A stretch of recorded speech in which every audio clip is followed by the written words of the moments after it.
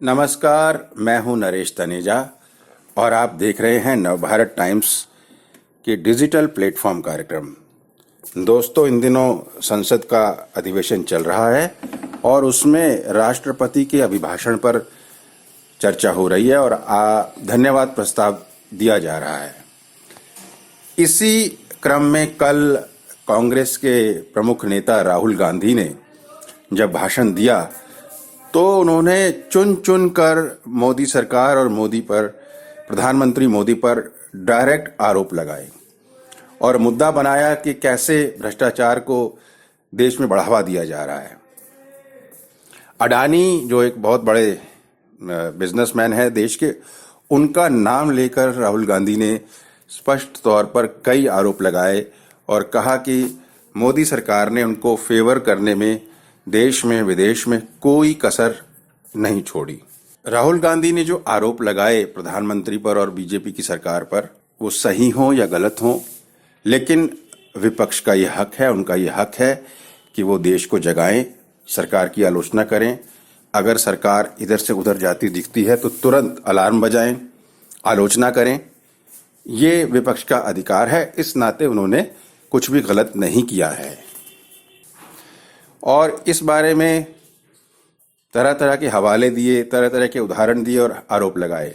अब उम्मीद ये थी कि जब प्रधानमंत्री आज उस पर जवाब देंगे तो जिस तरह के तीखे बयान कल राहुल ने संसद में दिए थे, उस पर सबको ये उम्मीद थी, खासकर कांग्रेस और राहुल गांधी को, कि उस पर मोदी जी भी पलटवार करेंगे, तीखा प्रतिक्रिया करेंगे। आज जब संसद में प्रधानमंत्री नरेंद्र मोदी ने राष्ट्रपति के अभिभाषण प्रस्ताव पर धन्यवाद प्रस्ताव पर जब चर्चा में अपना भाषण दिया तो एक भी शब्द उन्होंने खुलकर उनके आरोपों का नहीं दिया।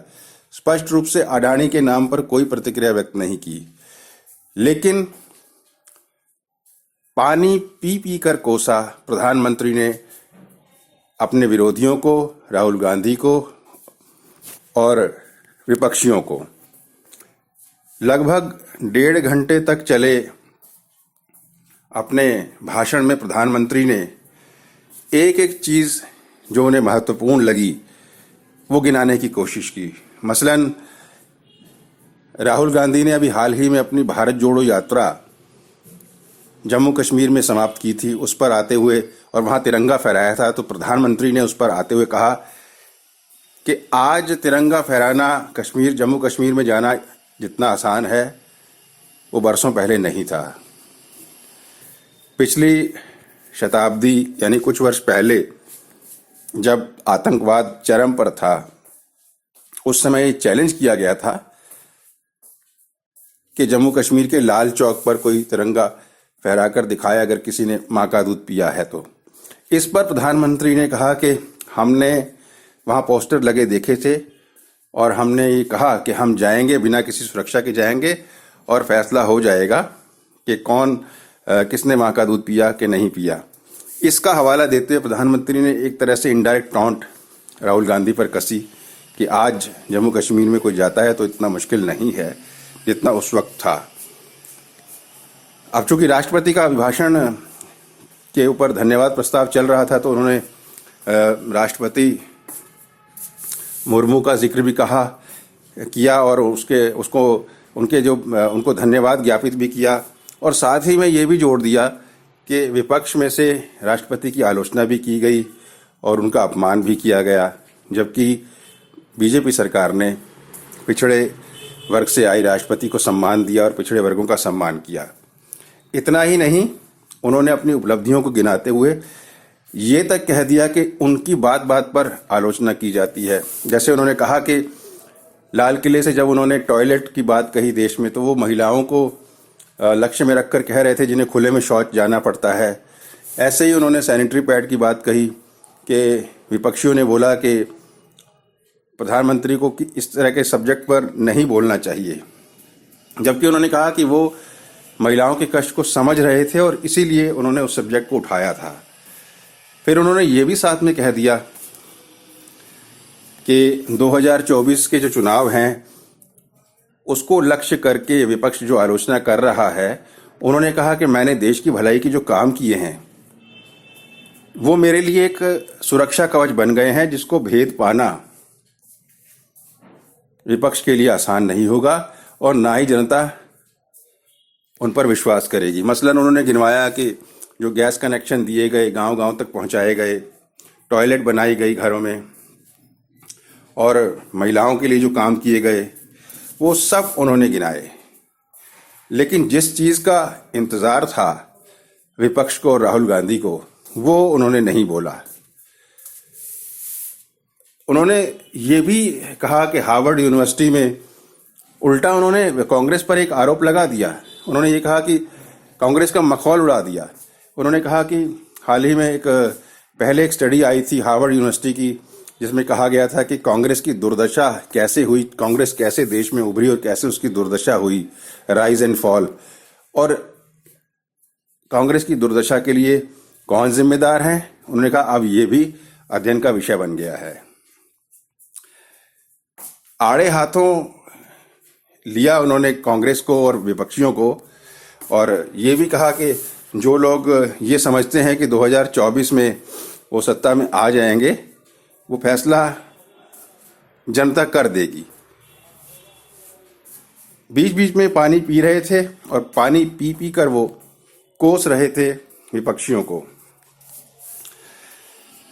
एक अन्य मौके पर उन्होंने कहा कि अगर श्रीलंका भारत सरकार के कहने पर किसी को ठेका दे सकता है, तो इसका अर्थ ये हुआ कि भारत की सरकार जो है उसकी ताकत कितनी बढ़ गई है। उन्होंने इस बात का भी मखौल उड़ाया